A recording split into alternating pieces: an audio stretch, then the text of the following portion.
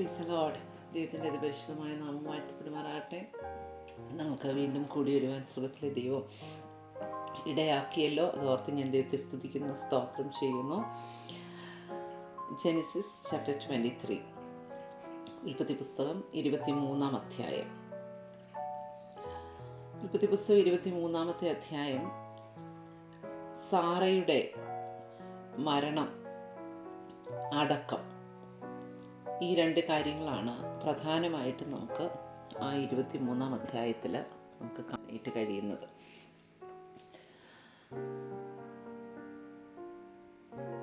ഒന്നാം വാക്യത്തിൽ സാറയ്ക്ക് 127 വയസ്സായിരുന്നു. ഇത് സാറയുടെ ആയുഷ്കാലം എന്ന് എഴുതിയിരിക്കുന്നു. നമുക്ക് വളരെ വളരെ പ്രധാനപ്പെട്ട ഒരു കാര്യം ഇതിനകത്തുണ്ട്. അതായത് ഒരു വേദപുസ്തക സംബന്ധമായ ഒരു അറിവ് നമുക്ക് ഈ ഒരു വാക്യത്തിൽ നിന്ന് കിട്ടുന്നത് എന്താണെന്ന് വെച്ചാൽ, ഒരു സ്ത്രീ മരിച്ചപ്പോൾ അവളുടെ ആയുഷ്കാലം രേഖപ്പെടുത്തിയിരിക്കുന്നത് സാറയുടേത് മാത്രമാണ് ദൈവവചനത്തിൽ. പുരുഷന്മാരുടെ ആയുഷ്കാലം രേഖപ്പെടുത്തിയിട്ടുണ്ട്. അവർ മരിക്കുമ്പോൾ അവർ ഇത്ര വയസ്സ് വരെ ജീവിച്ചിരുന്നു എന്ന് പറഞ്ഞ് പല ജീനിയോളജിയിലും നമുക്ക് അത് കാണുവാനായിട്ട് കഴിയും. പക്ഷേ വേറെ ആരുടെയും, ഒരു സ്ത്രീയുടെ ആയുസ് അവൾ ഇത്ര വയസ്സായപ്പോൾ മരിച്ചു എന്ന് പറഞ്ഞ് വേദപുസ്തകത്തിലെങ്ങും രേഖപ്പെടുത്തിയിട്ടില്ല. സാറയുടേത് മാത്രമാണ് അങ്ങനെ രേഖപ്പെടുത്തിയിരിക്കുന്നത്. ഹെബ്രോനിൽ വെച്ചാണ് സാറ മരിക്കുന്നത് എന്ന് നമുക്കവിടെ കാണുവാനായിട്ട് കഴിയും. അവിടെ ഈ സാറയെക്കുറിച്ച് നമ്മൾ ശ്രദ്ധിക്കുമ്പോൾ ദൈവവചനത്തിൽ സാറയെ നോക്കുവീൻ എന്ന് പറഞ്ഞ് വചനം പിന്നീട് എടുത്തു പറയുന്ന മറ്റൊരു സ്ത്രീ ഉണ്ടോ എന്ന് തന്നെ നമ്മൾ പരിശോധിക്കേണ്ടിയിരിക്കുന്നു. പക്ഷേ സാറയെ നോക്ക് എന്ന് പറഞ്ഞ് ഇന്ന് വായിക്കാമോ? യെശയ്യാപ്രവചനം 51-ാം അധ്യായത്തിൻ്റെ 1-2 വാക്യങ്ങൾ. ഐസയ്യ ചാപ്റ്റർ 51 വേഴ്സ് 1 and 2. മറ്റാരെങ്കിലും 1 Peter ചാപ്റ്റർ 3 വേഴ്സ് 3-6. വിശുദ്ധ പത്രോസ് എഴുതിയ 1-ാം ലേഖനം 3-ാം അധ്യായത്തിൻ്റെ 3 മുതൽ 6 വരെയുള്ള വാക്യങ്ങൾ. ഇത് രണ്ടും നമ്മൾ ശ്രദ്ധിച്ച് വായിക്കുമ്പോൾ സാറയെ നോക്കാനായിട്ട്, ഇവൻ യേശുക്രിസ്തുവിനെ ഉദരത്തിൽ ചുമന്ന മറിയെക്കുറിച്ച് പോലും അവളെ നോക്കുക എന്ന ഒരു കാര്യം പറഞ്ഞിട്ടില്ല.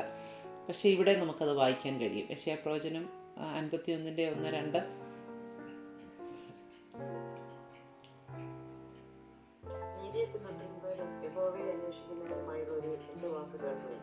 നിങ്ങളെ വെട്ടിയെടുത്ത പാറയിലേക്കും നിങ്ങളെ കുഴിച്ചെടുത്ത ഹരിതർപ്പത്തിലേക്ക് തിരിഞ്ഞു നോക്കുകയും നിങ്ങളുടെ പിതാവായ അബ്രഹാമിലേക്കും നിങ്ങളെ പ്രസവിച്ച സാറായിലേക്കും തിരിഞ്ഞു നോക്കുകയും ഞാൻ അവനെ ഏകനായി വിളിച്ച് അവനെ അനുഗ്രഹിച്ചു വർദ്ധിപ്പിച്ചിരിക്കുന്നു. ആമേൻ.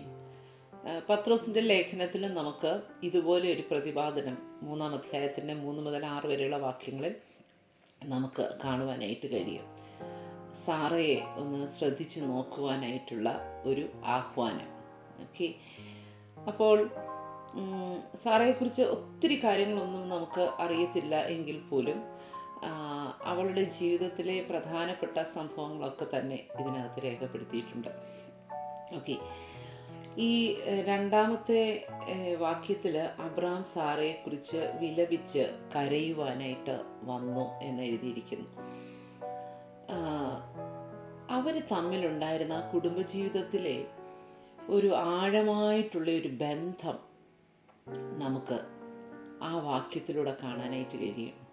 എന്ന് വെച്ചാൽ അബ്രഹാമിന് ഇപ്പോൾ 137 വയസ്സുണ്ട്, സാറയ്ക്ക് 127 വയസ്സ്. 10 വയസ്സിൻ്റെ ഡിഫറൻസ് ആണല്ലോ അവർ തമ്മിലുള്ളത്. ഇസഹാക്കിന് 37 വയസ്സ്. അപ്പോൾ അത്രയും കാലം അത്രയും ഒരുമിച്ച് ജീവിച്ചു, ഒരുമിച്ച് യാത്ര ചെയ്തു, ഒരുമിച്ച് യാഗം കഴിച്ചു, ഒരുമിച്ച് വാഗ്ദത്തത്തിനായിട്ട് കാത്തിരുന്നു, വാഗ്ദത്തം പ്രാപിച്ചു. ധാരാളം കാര്യങ്ങൾ ഒരുമിച്ച് ചെയ്യുവാനായിട്ട് ദൈവം ഇടയാക്കി. പക്ഷേ തൻ്റെ കൂട്ടാളി വിട്ടുപിരിയുമ്പോൾ വിശ്വാസികളുടെ പിതാവെന്ന് വിളിക്കപ്പെടുന്ന അബ്രഹാം പോലും കരഞ്ഞു, വിലപിച്ചു, സങ്കടപ്പെട്ടു. അത് ഒരു അവിശ്വാസ നിമിത്തം അല്ലെങ്കിൽ ജാതികളെ പോലെ ദുഃഖിച്ച ഒരു ദുഃഖമായിരുന്നു എന്ന് എനിക്ക് തോന്നുന്നില്ല. 1 Thessalonians chapter 4 verse 13 നമ്മളെ ഓർമ്മിപ്പിക്കുന്നത് പോലെ നമ്മൾ ആ വിധത്തിൽ അങ്ങനെ അങ്ങ് ദുഃഖിച്ച് കരഞ്ഞ് വിലപിച്ചതാണ് എന്ന് എനിക്ക് തോന്നുന്നില്ല. എങ്കിലും നമ്മുടെ ജീവിതത്തിലെ നമ്മുടെ കൂട്ടാളി, നമുക്ക് ഏറ്റവും അടുത്ത പ്രിയപ്പെട്ടവർ, നമ്മോട് കൂടെ സഹകരിച്ചവർ, നമ്മോട് ചേർന്ന് നിന്നവർ ഒക്കെ ഈ ഭൂമിയിൽ നിന്ന് നഷ്ടപ്പെടുമ്പോൾ നിശ്ചയമായിട്ടും വേദനയുണ്ടാകാം. അതിനകത്ത് അല്പം ദുഃഖം വരുന്നതിനകത്ത് തെറ്റുള്ള ഒരു കാര്യം അല്ല. പക്ഷേ ആ ദുഃഖം നമ്മൾ കീഴടക്കുവാനായിട്ട് പാടില്ല എന്ന് മാത്രം. 1 Thessalonians chapter 4 verse 13 വായിക്കാമോ?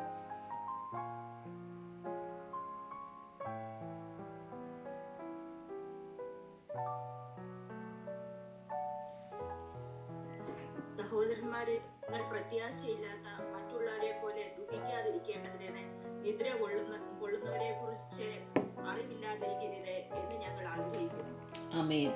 അപ്പോൾ പ്രത്യാശയില്ലാത്ത വണ്ണമുള്ള ഒരു ദുഃഖമല്ല, പക്ഷേ എങ്കിലും തൻ്റെ കൂട്ടാളി നഷ്ടപ്പെട്ടപ്പോൾ ഉണ്ടായ ആ ഒരു ആഴമായിട്ടുള്ള വേദന, അത് അബ്രഹാമിൻ്റെ ജീവിതത്തിലും ഉണ്ടായി. നമ്മുടെയൊക്കെ ജീവിതത്തിൽ ആ കാര്യം സംഭവിക്കാൻ സാധ്യതയുണ്ട്. പക്ഷേ പ്രത്യാശയില്ലാത്ത വണ്ണമുള്ള ഒരു ദുഃഖത്തിലേക്കും നിരാശയിലേക്കും ആ വിഷയം നമ്മെ കൊണ്ടുവന്ന് എത്തിക്കുവാനായിട്ട് പാടില്ല. അതിന് ഈ ഭൂമിയിൽ വെച്ചുണ്ടാകുന്ന ഏത് ദുഃഖവും, ഏത് പ്രയാസവും, ഏത് വേദനയും അതിന് ഒരു ലിമിറ്റ്, ഒരു പരിധി നാം വെച്ചിരിക്കണം. അതിനപ്പുറത്തേക്ക് ആ ദുഃഖം നമ്മളെ കൊണ്ടുപോകുവാനായിട്ട് ഇടയാക്കരുത്. ഇവിടെ ഇതാ അബ്രഹാം വിലപിക്കുന്നു, ദുഃഖിക്കുന്നു. എന്നാൽ പിന്നെ താൻ അവിടെ തന്നെ അങ്ങ് ഇരിക്കുകയല്ല. ഉടനെ തന്നെ താൻ എഴുന്നേറ്റ് താൻ അടുത്ത കാര്യം ചെയ്യുകയാണ്. അത് കഴിഞ്ഞിട്ടുള്ള കാര്യം അബ്രഹാം ചെയ്യണം, മറ്റാരുമല്ല ചെയ്യുന്നത്. ഇസഹാക്കിന് 37 വയസ്സുണ്ട്. ഇസഹാക്കിന് അത്രയും പ്രായമുണ്ട്. ഇസഹാക്കിന് വേണമെങ്കിൽ ചെയ്യാമായിരുന്നു. അപ്പൻ ഇത്രയും പ്രായമുള്ള ആളാണ്, അതുകൊണ്ട് താനൊന്നും ചെയ്യുന്നില്ലെന്ന് പറഞ്ഞ് അവിടെ ഇരിക്കാമായിരുന്നു. ഇല്ല, താൻ ദുഃഖിച്ചു, താൻ വിലപിച്ചു. സാറയോടുള്ള ആ റെസ്പെക്റ്റ് താൻ സമൂഹത്തിൻ്റെ മുമ്പിൽ കാണിച്ചു. ഒക്കെ ശരിയാണ്. പക്ഷേ ആ ദുഃഖത്തിന് തന്നെ കീഴടക്കുവാനായിട്ട് തന്നെ വിട്ടുകൊടുക്കാതെ പകരം താൻ അടുത്ത കാര്യങ്ങൾ ചെയ്യുകയാണ്. ചെന്ന് ഈ ശ്മശാന ഭൂമി വാങ്ങിക്കുവാനായിട്ട് അവിടുത്തെ ഹിത്യരുടെ അടുക്കൽ ചെന്ന് സംസാരിക്കുന്നൊരു അനുഭവമാണ്. അതിനകത്ത് 4-ാം വാക്യത്തിൽ ഒരു വാക്യം ഇങ്ങനെ പറയുന്നുണ്ട്: ഞാൻ നിങ്ങളുടെ ഇടയിൽ പരദേശിയും വന്നു പാർക്കുന്നവനുമാകുന്നു. ഹല്ലേലൂയ, സ്തോത്രം. വാസ്തവത്തിൽ അബ്രഹാമിൻ്റെ വാഗ്ദത്ത ദേശത്താണ്, അല്ലേ? ഇവരെ എല്ലാവരെക്കാട്ടിലും അബ്രഹാമിനാണ് ഇത് അവകാശം പറയുവാനായിട്ട് കഴിയുന്നത്. കാരണം ദൈവം അബ്രഹാമിന് വാക്കാൽ കൊടുത്തിട്ടുള്ള ദേശത്താണ് താൻ താമസിക്കുന്നത്. എന്നിട്ടും അബ്രഹാം പറയുന്നു, ഞാനൊരു പരദേശിയാണ്. ഇത് പറയുന്നതിൻ്റെ പിന്നിൽ 2 കാരണങ്ങൾ നമുക്ക് കണ്ടെത്താൻ കഴിയും. ഒന്ന്, അബ്രഹാം ഈ ഭൂമിയിൽ താൻ വാഗ്ദത്ത ദേശത്ത് താമസിക്കുമ്പോൾ പോലും താൻ ഈ ഭൂമിയിൽ ഒരു പരദേശിയാണെന്നും താൻ ഇവിടെ ഒരു കൂടാരത്തിൽ പാർത്താൽ ഈ കൂടാരം പൊളിഞ്ഞു പോയാൽ കൈപ്പണിയല്ലാത്ത ഒരു കെട്ടിടം, ഒരു നിത്യമായ രാജ്യം എനിക്കുണ്ട് എന്നുമുള്ള ആ ഒരു നല്ല ബോധ്യം അബ്രഹാമിൻ്റെ ജീവിതത്തിൽ, തൻ്റെ യാത്രയുടെ നടുവിൽ, തൻ്റെ സമ്പത്തിൻ്റെ നടുവിൽ, തൻ്റെ ജയങ്ങളുടെ നടുവിലെല്ലാം അബ്രഹാമിന് നല്ല ബോധ്യം ആ വിഷയത്തിലുണ്ടായിരുന്നു. ഹല്ലേലൂയ, സ്തോത്രം. അപ്പോൾ നാം ഈ ഭൂമിയിൽ ജീവിക്കുമ്പോൾ എപ്പോഴും നാം ഓർത്തിരിക്കേണ്ടുന്ന ഒരു കാര്യമാണ്, നമ്മളിവിടെ പരദേശികളാണ്. അതുകൊണ്ട് ഈ ഭൂമിയിൽ നമ്മളിനി എന്തെല്ലാം നമുക്കുണ്ടെങ്കിലും എന്തെല്ലാം ഇല്ലെങ്കിലും, ഹല്ലേലൂയ, സ്തോത്രം, നമുക്ക് ഭാരം വേണ്ട, നിഗളം വേണ്ട. ഉള്ളതിൻ്റെ നിഗളവും ഇല്ലാത്തതിൻ്റെ ഭാരവും വേണ്ട. കാരണം അല്പായുസ് ഇവിടെ തികയ്ക്കുവാനായിട്ടുള്ള ഒരു ചെറിയ കാലഘട്ടമേ നാം ഇവിടെ ഉള്ളൂ എന്നുള്ള ആ ഒരു ബോധ്യം നമ്മെ എന്നും ഭരിക്കുന്നത് നന്നായിരിക്കും. ഹല്ലേലൂയ, സ്തോത്രം. ഇത് ഈ അബ്രഹാം പറയുന്നത് മാത്രമല്ല, ഈ ഒരു അറിവ് വാസ്തവത്തിൽ മോശയ്ക്ക്, ദാവീദിന് ഒക്കെ ഉണ്ടായിരുന്നു എന്നുള്ളത് നമുക്ക് ദൈവവചനത്തിൽ നിന്ന് മനസ്സിലാക്കാനായിട്ട് കഴിയും. ലേവ്യപുസ്തകം 25-ാം അധ്യായത്തിൻ്റെ 23-ാമത്തെ വാക്യം വായിക്കുമ്പോൾ, ഹല്ലേലൂയ, മോശ ഇസ്രായേൽ മക്കളോട് ഇത് ഓർമ്മിപ്പിക്കുകയാണ്. ലെവിറ്റിക്കസ് ചാപ്റ്റർ 25:23 എടുത്തു വെച്ചൊന്ന് വായിക്കണം കേട്ടോ. അതുപോലെ തന്നെ ദാവീദിനും ഈ സത്യം നന്നായി അറിയാമായിരുന്നു. ഫസ്റ്റ് ക്രോണിക്കിൾസ് ചാപ്റ്റർ 29:14-15, സങ്കീർത്തനങ്ങൾ 39:12, ഈ ഭാഗങ്ങളൊക്കെ വായിക്കുമ്പോൾ നമുക്ക് മനസ്സിലാക്കാൻ കഴിയുന്നത് ദാവീദിനും ഈ കാര്യം അറിയാമായിരുന്നു. താനൊരു പരദേശിയാണ്. ലേവ്യപുസ്തകം 25:23 ഒന്ന് വായിക്കാമോ?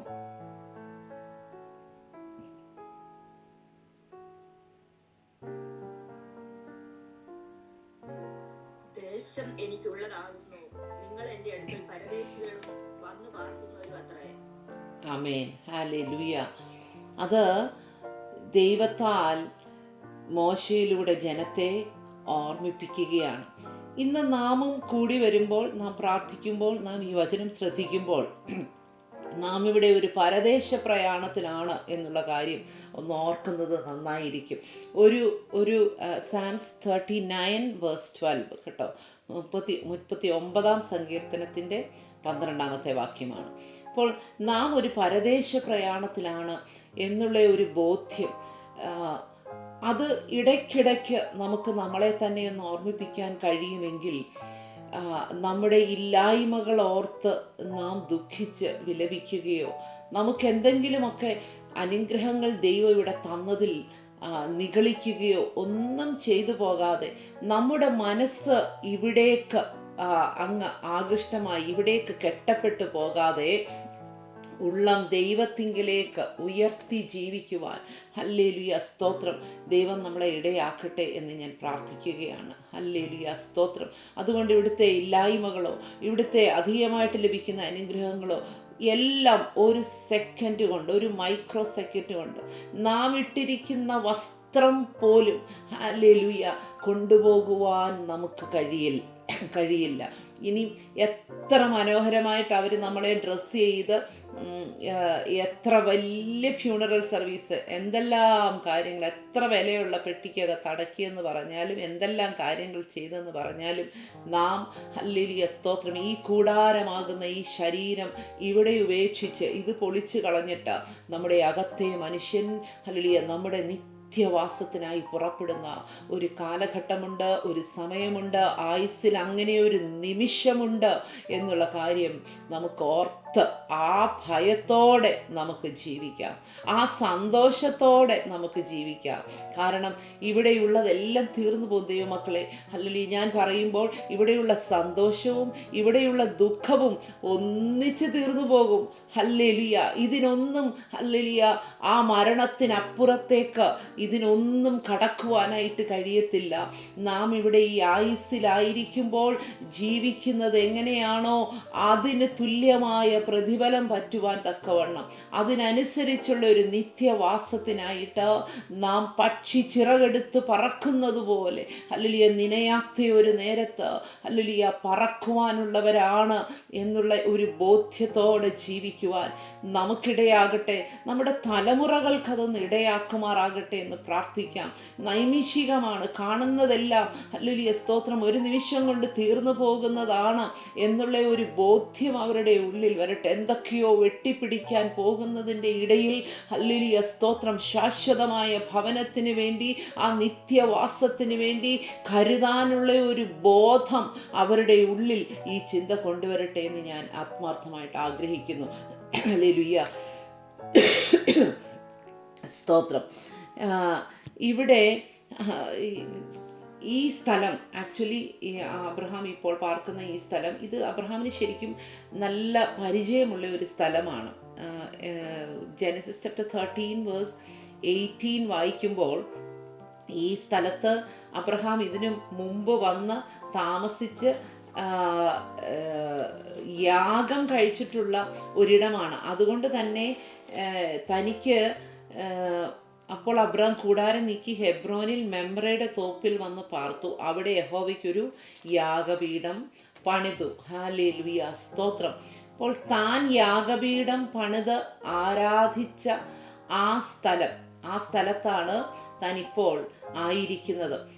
അവിടെയുള്ള ഒരു സ്ഥലം, ഒരു ഗുഹയാണ് അബ്രഹാം ഇവരോട് ചോദിക്കുന്നത്. നിങ്ങളൊന്ന് നോക്കിക്കേ, അബ്രഹാം ഇവരോട് സംസാരിക്കുമ്പോൾ എനിക്കൊരു ശ്മശാന ഭൂമി വേണം, എൻ്റെ പ്രിയപ്പെട്ടവളെ അടക്കം ചെയ്യുവാൻ എനിക്കൊരു സ്ഥലം വേണം എന്ന് ചെന്ന് പറയുമ്പോൾ തന്നെ ഹല്ലേലൂയ സ്തോത്രം, 9-ാം വാക്യം ശ്രദ്ധിച്ചേ. അവൻ തന്നെ നിലത്തിലരിൽ തനിക്കുള്ള മക്പേല എന്ന ഗുഹ എനിക്ക് തരേണ്ടതിന് അപേക്ഷിക്കുവീൻ. ഹല്ലേലൂയ.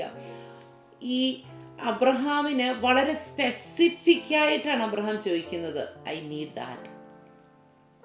എനിക്ക് ആ മക്പേല എന്ന സ്ഥലത്തെ ആ ഗുഹ, അതിന് ചുറ്റുമുള്ള നിലം, അതെനിക്ക് അവകാശ ഭൂമിയായിട്ട് തരണം. നാളെ ഇതിനൊരു ഡിസ്പ്യൂട്ട് ഉണ്ടാകരുത്. നിങ്ങൾ ദാനമായിട്ട് തന്നത് വാങ്ങിച്ചിട്ട് ഞാൻ അവളെ അടക്കം ചെയ്തിട്ട് ഇങ്ങനെ പോകാനായിട്ട് പറ്റത്തില്ല. താൻ വില കൊടുത്ത് താൻ വാങ്ങിക്കുകയാണ്. അപ്പോൾ അവരോട് സംസാരിക്കുമ്പോൾ തന്നെ ഞാൻ ഇതെന്തിനാ പറഞ്ഞതെന്നറിയാമോ? അബ്രഹാമിൻ്റെ ഹൃദയത്തിൽ അതിഭയങ്കരമായ ദുഃഖമുണ്ട്. തൻ്റെ പ്രിയപ്പെട്ടവൾ നഷ്ടപ്പെട്ടതിലുള്ള ദുഃഖമുണ്ട്, വേദനയുണ്ട്. അവൻ വിലപിച്ച് കരയുന്ന, അകം വല്ലാതെ വേദനപ്പെട്ടിരിക്കുന്ന ഒരു സമയമാണത്. പക്ഷേ എന്നിട്ട് പോലും ആ സമയത്ത് പോലും he really had A clarity of mind. അവന് വളരെ വ്യക്തതയുണ്ട്. അവൻ്റെ മനസ്സിനകത്ത് ഇന്ന കാര്യം ചെയ്യണം, എനിക്ക് ഈ സ്ഥലമാണ് വേണ്ടത്, എവിടെയെങ്കിലും കൊണ്ടുപോയി എങ്ങനെയെങ്കിലും അടക്കിയിട്ട് അങ്ങനെ അങ്ങ് പോകാനായിട്ടല്ല. ഹല്ലേലൂയ സ്തോത്രം. നമ്മുടെ ജീവിതത്തിലും എത്ര വലിയ ദുഃഖം, എത്ര വലിയ വേദന, എന്തെല്ലാം കാര്യങ്ങൾ നമ്മുടെ ജീവിതത്തിൽ സംഭവിക്കുമ്പോഴും പ്രാർത്ഥിക്കണം, കർത്താവേ ആ ക്ലാരിറ്റി ഓഫ് മൈൻഡ് അത് നഷ്ടപ്പെട്ടു പോകുവാൻ ഒരിക്കലും ഇടയാക്കരുത് എന്ന് പ്രാർത്ഥിക്കാം. അതേപോലെ തന്നെ ഹല്ലേലൂയ സ്തോത്രം, ഒരു കാര്യം ചോദിക്കുമ്പോൾ അതിനകത്ത് വളരെ സ്പെസിഫിക് ആയിട്ട്, വളരെ വ്യക്തമായിട്ട് ചോദിക്കാനായിട്ടുള്ള ഒരു വിവേകം. ഹല്ലേലൂയ സ്തോത്രം. ഏതെങ്കിലും ഒരു സ്ഥലമല്ല, ഹല്ലേലൂയ, വ്യക്തമായിട്ട് ആ സ്ഥലത്തെക്കുറിച്ച് അബ്രഹാം ചോദിക്കുകയാണ്. അപ്പോൾ അങ്ങനെയുള്ള ഒരു വിവേകം, അങ്ങനെ ഇവൻ ദൈവത്തോട് പ്രാർത്ഥിക്കുമ്പോഴും ഹല്ലേലൂയ സ്തോത്രം സ്പെസിഫിക് ആയിട്ട് പ്രാർത്ഥിക്കാനായിട്ടുള്ള ഒരു വിവേകം നമുക്ക് ദൈവത്തോട് ചോദിക്കാം. ആ പ്രാർത്ഥിക്കുന്ന കാര്യം നമുക്ക് ലഭിക്കുമോ ഇല്ലയോ എന്നുള്ളതല്ല വിഷയം. പക്ഷേ ചോദിക്കുമ്പോൾ ചോദിക്കുന്ന കാര്യത്തിന് ഒരു വേഗമായിട്ടുള്ള ഒരു ചോദ്യമല്ല, അല്ലേ? വളരെ സ്പെസിഫിക് ആയിട്ട് നമുക്ക് ഈ ദിവസങ്ങളിൽ ഹല്ലേലൂയ ദൈവത്തോട് പ്രാർത്ഥിക്കാം. അത് ദൈവഹിതപ്രകാരമുള്ള പ്രാർത്ഥനയാണെങ്കിൽ കർത്താവ് മറുപടി തരും. അത് ഇനി നാം ചോദിക്കുന്ന കാര്യങ്ങൾ എത്ര വ്യക്തതയുള്ളതാണെങ്കിലും നമുക്ക് മറുപടി കിട്ടിയാലും ഇല്ലെങ്കിലും ഹല്ലേലൂയ സ്തോത്രം, നാം ചോദിക്കുന്നത് അതുപോലെ ലഭിച്ചാലും ഇല്ലെങ്കിലും ദൈവത്തിൽ നിന്ന് ആ ഉത്തരം നമുക്ക് പ്രാപിക്കുന്നതിന് നമുക്ക് നാം വിഷമിക്കേണ്ട കാര്യമില്ല. പക്ഷേ എങ്കിലും നമുക്ക് ചോദിക്കുമ്പോൾ അത് അനുഗ്രഹത്തോടെ നമുക്ക് ലഭിക്കത്തക്കവണ്ണം നമ്മുടെ ഹൃദയത്തിൻ്റെ ആഗ്രഹങ്ങൾ നമുക്ക് വ്യക്തമായി ഈ ദിവസങ്ങളിൽ ദൈവത്തോട് പറയാം. ഹല്ലേലൂയ സ്തോത്രം. ഇവിടെ ഒരു കാര്യം ഞാൻ എൻ്റെ ഹൃദയത്തിൽ ചിന്തിക്കുകയായിരുന്നു ഈ ഭാഗം വായിച്ചപ്പോൾ. ഇത് ആക്ച്വലി തൻ്റെ വാഗ്ദത്തം ദൈവം തനിക്ക് ഓൾറെഡി കൊടുത്ത സ്ഥലമാണ്, ഓൾറെഡി വാഗ്ദത്തം ചെയ്ത സ്ഥലം, ഓൾറെഡി കൊടുത്ത സ്ഥലമാണ്. പക്ഷെ ആ സ്ഥലത്ത് താൻ സ്വന്തമായി പണം കൊടുത്ത് ഒരിടം വാങ്ങിക്കുന്നത് ഒരു ശ്മശാന ഭൂമിയാണ്, ഒരു ബെറിയൽ ഗ്രൗണ്ടാണ് അബ്രഹാം ആദ്യം വാങ്ങിക്കുന്നത്. അബ്രഹാമിൻ്റെ പേരിൽ സ്വന്തമായിട്ട് കിട്ടുന്നത് ഇറ്റ്സ് എ ബെറിയൽ ഗ്രൗണ്ട്. ഒരു ബെറിയൽ ഗ്രൗണ്ടാണ് തനിക്ക് സ്വന്തമായിട്ട് ഇവിടെ ലഭ്യമാകുന്നത് എന്നോർക്കുക. നാമും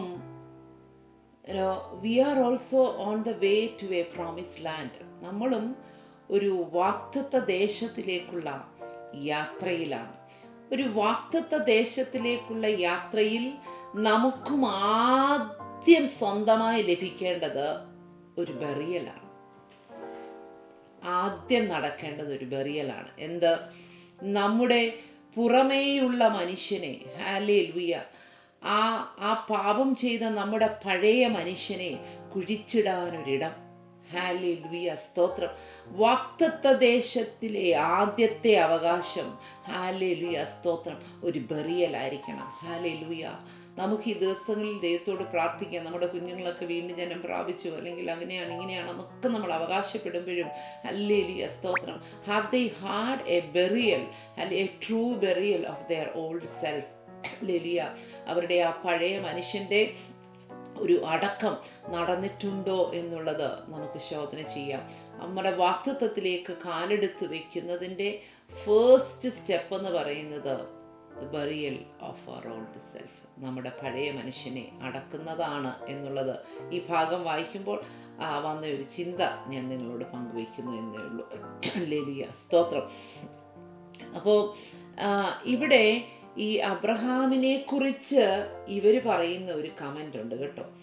ഹിത്യർ അബ്രഹാമിനോട്, നീ ഞങ്ങളുടെ ഇടയിൽ ദൈവത്തിൻ്റെ ഒരു പ്രഭുവാകുന്നു, ദൈവത്തിൻ്റെ ഒരു, hear us my lord, thou art a mighty prince among us.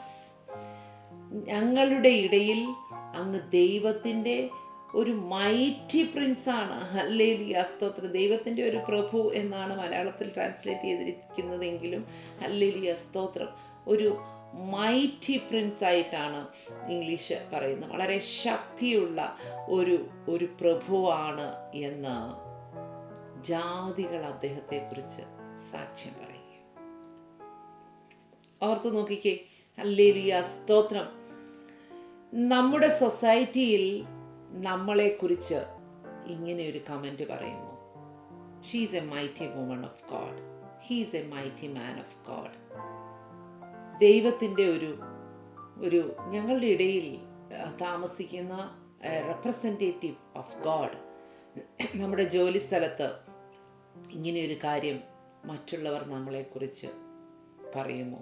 ഇതെന്തായിരിക്കും ഇവരെ കൊണ്ട് അത് പറയിപ്പിച്ചത്? അവനപ്പോൾ അബ്രഹാം ആ കാലഘട്ടത്തിൽ അവിടെ ജീവിക്കുമ്പോൾ അവനെക്കുറിച്ചുള്ള ശ്രുതിയേക്കാളും അവൻ്റെ ദൈവത്തെക്കുറിച്ചുള്ള ഒരു ശ്രുതി ആ ദേശത്ത് പറഞ്ഞു. നീ ഒരു പ്രഭുവാണെന്നല്ല പറഞ്ഞത്. പ്രഭുവാണെന്ന് വേണമെങ്കിൽ അവനെക്കുറിച്ച് പറയാം. കാരണം ഈ 400 ശേക്കൽ വെള്ളി അങ്ങോട്ട് എണ്ണിക്കൊടുക്കാൻ ഒരു ബുദ്ധിമുട്ടും ഉണ്ടായിരുന്നില്ല. ഒരു വിലപേശലും നടത്തിയില്ല. പറഞ്ഞ വില അതുപോലെ കൊടുത്ത് താൻ വാങ്ങിക്കുകയാണ്. തനിക്ക് ധാരാളം ആടുമാടുകൾ, ദാസീദാസന്മാർ, തൻ്റെ വീട്ടിൽ തന്നെ ജനിച്ച് വളർത്തപ്പെട്ട 318 പേര് കൊണ്ട് യുദ്ധത്തിന് പോയ അബ്രഹാമിനെ ഒന്ന് ആലോചിച്ച് നോക്കി. ചില്ലറ സമ്പത്താണോ അദ്ദേഹത്തിൻ്റെ കരങ്ങളിലുള്ളത്? ഹല്ലേലൂയ, സ്തോത്രം. അത്രമാത്രം ധനാഢ്യനായ ഒരു മനുഷ്യനാണ്. അദ്ദേഹത്തെ ഒരു പ്രഭുവെന്ന് വേണമെങ്കിൽ മറ്റുള്ളവർക്ക് വിളിക്കുവാനായിട്ട് കഴിയും. പക്ഷേ അദ്ദേഹത്തെ you are like a prince among us എന്നല്ല പറയുന്നത്. Hallelujah, you are like a mighty prince of God among us. Hallelujah, സ്തോത്രം. ദൈവത്തിൻ്റെ ഒരു പ്രഭുവായിട്ട് ഹല്ലേലൂയ അദ്ദേഹത്തെ പറയുകയാണ്. നിങ്ങൾ ആലോചിച്ച് ഞാൻ മുമ്പേ ഓർമ്മിപ്പിച്ചതുപോലെ അവൻ്റെ സമ്പത്ത്, അവൻ്റെ കന്നുകാലികളുടെ വലിപ്പം, അവൻ്റെ വീട്ടിലെ ദാസിദാസന്മാരുടെ വലിപ്പം, ഹല്ലേലൂയ, ഇതൊന്നുമല്ല അവനെ പ്രഭുവാക്കിയത്. ഹല്ലേലൂയ, സ്തോത്രം. അങ്ങനെ ഒരു കാര്യമല്ല അബ്രഹാമിനെ കുറിച്ച് അവിടെ പറഞ്ഞിരിക്കുന്നത്. അബ്രഹാമിനെ കുറിച്ച് അവിടെ കേൾക്കുന്ന ശ്രുതി, ഹല്ലേലൂയ, സ്തോത്രം, കൂടുതൽ അവൻ്റെ ദൈവത്തെക്കുറിച്ചുള്ള ഒരു ശ്രുതിയാണ് ദേശത്ത് കേൾക്കുന്നത്. ഇവൻ ദൈവത്തിൻ്റെ ഒരു പ്രഭുവാണ്. So people might have seen the divine blessings, the divine characters which Abraham carried. Hallelujah, സ്തോത്രം. ദൈവത്തിൻ്റെ ആ സ്വഭാവങ്ങൾ അബ്രഹാം ചുമന്നുകൊണ്ട് നടന്നത് നിശ്ചയമായിട്ടും ജനം കണ്ടിട്ടുണ്ടാവണം. ഹല്ലേലൂയ, സ്തോത്രം, സ്തോത്രം. He literally represented his God. അവൻ്റെ ദൈവത്തെ റെപ്രസെന്റ് ചെയ്ത് ആ ദേശത്ത് ഹെബ്രോനിൽ ജീവിക്കുവാൻ ദൈവം ഇടയാക്കി. ഹല്ലേലൂയ, സ്തോത്രം. നമുക്ക് ദൈവത്തിന് സ്തോത്രം കരയേറ്റാം കേട്ടോ ഈ ദിവസങ്ങളിൽ. Hallelujah, let us check our lives. നമ്മുടെ ജീവിതത്തെയും കൂടെ ഒന്ന് ശോധന ചെയ്യാം. കർത്താവേ, ഹല്ലേലൂയ, ഞങ്ങളെക്കുറിച്ച് ഇങ്ങനെ പറയുമോ, ഇങ്ങനെ ഒരു സാക്ഷ്യം ദൈവത്തിൻ്റെ ഒരു പ്രഭുവായി, ദൈവത്തിൻ്റെ ഒരു മകളായി, ദൈവത്തിൻ്റെ ഒരു മകനായി, ഹല്ലേലൂയ, സ്തോത്രം, ഞങ്ങളെ ഈ സൊസൈറ്റി ഐഡന്റിഫൈ ചെയ്യുമോ? ഹല്ലേലൂയ, സ്തോത്രം. Now, how the society is going to identify me as a child of God, as a prince of God, as a man of God, as a woman of God. Hallelujah, hallelujah. Wherever we are, in our hostel, in our college, in our workplace, amongst our family members. Hallelujah, സ്തോത്രം. എവിടെയാണെങ്കിലും നമ്മളെക്കുറിച്ച്, നമ്മുടെ കുടുംബത്തെക്കുറിച്ച്, നമ്മുടെ തലമുറകളെക്കുറിച്ച് ഇങ്ങനെ ഒരു സാക്ഷ്യം പരക്കുവാൻ ഇടയാക്കുമാറാകണമേ എന്ന് നമുക്ക് ദൈവത്തോട് പ്രാർത്ഥിക്കാം. ഹല്ലേലൂയ, സ്തോത്രം. ഇവിടെ അബ്രഹാം വില കൊടുത്ത് ആ സ്ഥലം വാങ്ങുകയാണ്. ഹല്ലേലൂയ, സ്തോത്രം. ബറിയൽ ഗ്രൗണ്ട്, ഹല്ലേലൂയ, വില കൊടുത്ത് വാങ്ങിച്ചു കേട്ടോ. നാമും ബറിയൽ ഗ്രൗണ്ട് വില കൊടുത്ത് വാങ്ങിക്കണം. ഹല്ലേലൂയ, സ്തോത്രം. നമ്മുടെയും ക്രിസ്തീയ ജീവിതത്തിൻ്റെ ഹല്ലേലൂയ തുടക്കത്തിൽ നമ്മുടെ ജീവിതത്തിൽ ഹല്ലേലൂയ പുറമേയുള്ള മനുഷ്യനെ മരിപ്പിക്കാൻ വില കൊടുത്തേ പറ്റത്തുള്ളൂ. ഹല്ലേലൂയ, സ്തോത്രം. അതിന് നാം വില കൊടുക്കണം. ഹല്ലേലൂയ.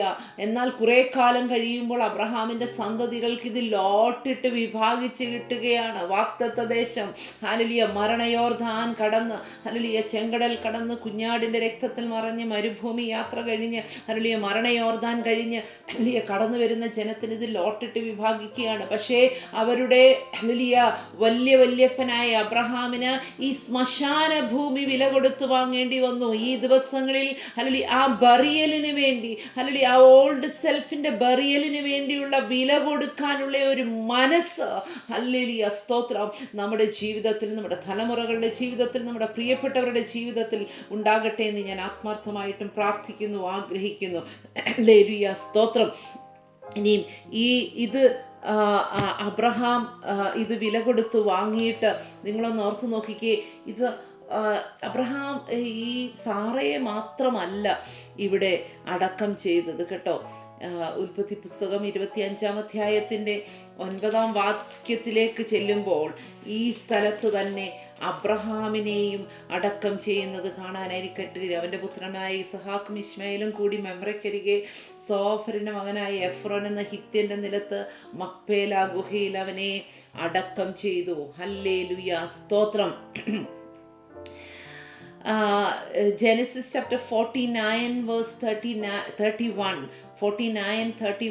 ഉൽപ്പത്തി പുസ്തകം 49-ാം അധ്യായത്തിൻ്റെ 31-ാം വാക്യത്തിലേക്ക് പോകുമ്പോൾ ഇസഹാക്കിനെയും റിബേക്കയെയും ഇവിടെ അടക്കം ചെയ്യുന്നു. ഇസഹാക്കിനെയും റിബേക്കയും ഇവിടെ അടക്കം ചെയ്യുന്നത് കാണുവാനായിട്ട് കഴിയും.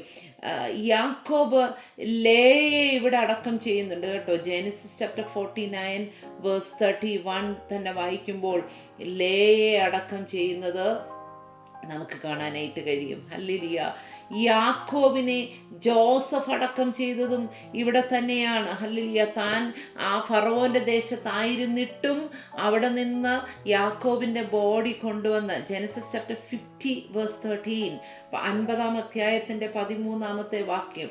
ഹല്ലേലൂയ, സ്തോത്രം. അത് ജോസഫ് ജേക്കബിനെ കൊണ്ടുവന്ന് ഇവിടെ അടക്കം ചെയ്യുന്നത് നമുക്ക് കാണാനായിട്ട് കഴിയും. So this has become a great tomb of patriarchs. ഇത് ഒരു സാറയ്ക്ക് വേണ്ടി മാത്രം സംഭവിച്ച ഒരു കാര്യമായിട്ടല്ല, തലമുറകളായിട്ട് ഹല്ലേലൂയ സ്തോത്രം, അബ്രഹാമും ഇസഹാക്കും യാക്കോബും എല്ലാം അടക്കപ്പെട്ട ഒരിടമായിട്ട് ഇത് മാറി. അപ്പോൾ നിങ്ങൾ ഒന്ന് ചിന്തിച്ച് നോക്കിക്കേ, സ്ത്രീകളെയും പുരുഷന്മാരെയും ഒരുപോലെ ഇവിടെ അടക്കി. നമ്മൾ ഇപ്പം ഈ എന്താ പറയുന്നത്, സെല്ലൊക്കെ ഉള്ളതുകൊണ്ട് പിന്നെ കുഴപ്പമില്ല. പണ്ട് ഓരോ സെപ്പറേറ്റ് കല്ലറകളാകുമ്പം പുരുഷന്മാരെ അടക്കിയ കല്ലറയിൽ സ്ത്രീകളെ അടക്കത്തില്ല, എല്ലാം സെപ്പറേറ്റ് ആണ് ചെയ്യുന്നത്. നിങ്ങൾക്കതറിയായിരിക്കുന്നു. ഇപ്പോൾ പിന്നെ സെല്ലായതുകൊണ്ട് പുരുഷനെന്നോ സ്ത്രീയെന്നോ സമ്പന്നനെന്നോ അല്ലെങ്കിൽ ദരിദ്രനോ ഒന്നുമില്ല, എല്ലാവരും കൂടി ഒരു കുഴിക്കകത്തോട്ടാണ് ചെന്ന് വീഴുന്നത്. എന്താണേലും കുറേ കഴിയുമ്പോൾ ഇത് തള്ളുമ്പം എല്ലാവരും ഒരുമിച്ചാണ് വീഴുന്നത്. പക്ഷേ സ്ത്രീകളെയും പുരുഷന്മാരെയും ഒരുപോലെ അടക്കി. എന്തിനാ ഞാനത് പറഞ്ഞതെന്നറിയാമോ? ഹല്ലേലൂയ സ്തോത്രം.